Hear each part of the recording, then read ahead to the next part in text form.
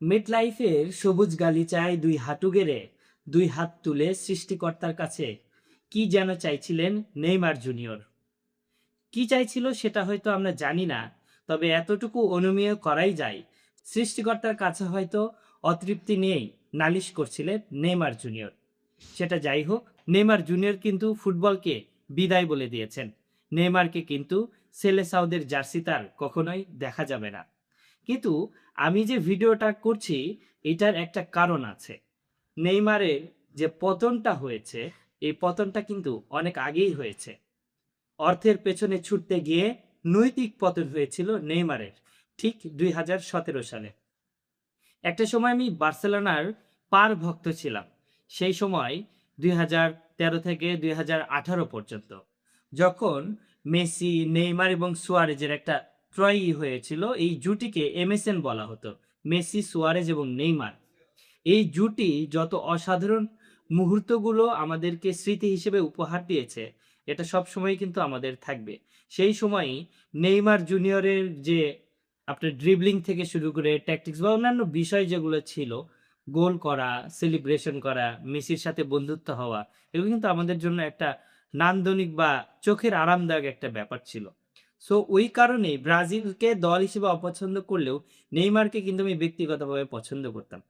কিন্তু যখন আপনার 2017 সালে নেইমার সিদ্ধান্ত নিল বার্সেলোনা ছাড়বে, পিএসজিতে যাবে, এটার আগে আরেকটা তথ্য দিয়ে রাখতে চাই। যখন আপনার চ্যাম্পিয়ন্স লিগে ম্যাচ হচ্ছিল পিএসজি বনাম বার্সেলোনাতে, ওই ম্যাচে কিন্তু বার্সেলোনা 6-1 গোলে জিতছিল। এই 6-1 গোলে জেতার এই ম্যাচের নায়ক ছিলেন কিন্তু নেইমার। ফ্রি কিক থেকে চোখ ধাঁধানো তার এই গোলে কিন্তু পিএসজি কিন্তু তার উপর মনোমুগ্ধ হয়েছিল এবং তারপরে তাকে অফার দিয়ে 222 মিলিয়ন ইউরোতে পিএসজিতে নিয়ে যাওয়া হয়েছিল। তিনি কিন্তু বার্সেলোনাতে ভালোই ছিলেন, কোনো সমস্যাই ছিল না বার্সেলোনাতে তার খেলতে।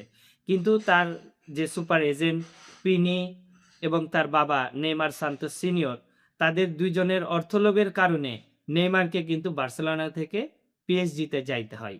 আর ঠিক এই সময়ে নেইমারের কিন্তু পতনের একবারে যেটা শুরু বলে, পতনের শুরুটা কিন্তু ঠিক সেই সময়ই হয়েছিল।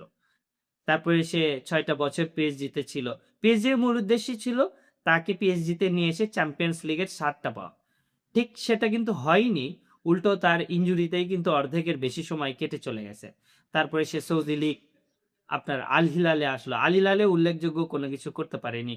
তার মূল কারণটা হচ্ছে তার বড় শত্রু ইনজুরি। তারপর শেষ মুহূর্তে আর কি করার, যখন ক্যারিয়ারের শেষ লগ্নে ছিল, তার ছোটবেলার শৈশবের ক্লাব সান্তোসে সে ফিরে আসলো। সেখানে আবার খেলা শুরু করলো। এরপর নানান নাটকীয়তায় তো বিশ্বকাপ দলে সে বিশ্বকাপের স্কোয়াডে জায়গা করে নিল। তারপরে প্রত্যাশা অনুযায়ী সে প্লেইং টাইমটা পায়নি। এটা নিয়ে নানান অভিযোগ আছে।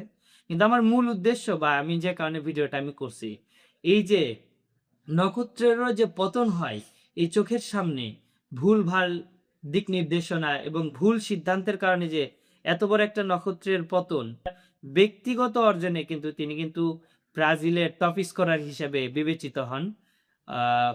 সো এই কারণেই নেইমারের যে আমার ব্যক্তিগত ভালো লাগার জায়গাটা, সে জায়গা থেকে আমি সম্মান রেখে বলছি, ব্রাজিলের যারা সমর্থক আছেন, কেউ মন খারাপ না করে আপনারা দলে দলে আর্জেন্টিনায় যোগ দেন।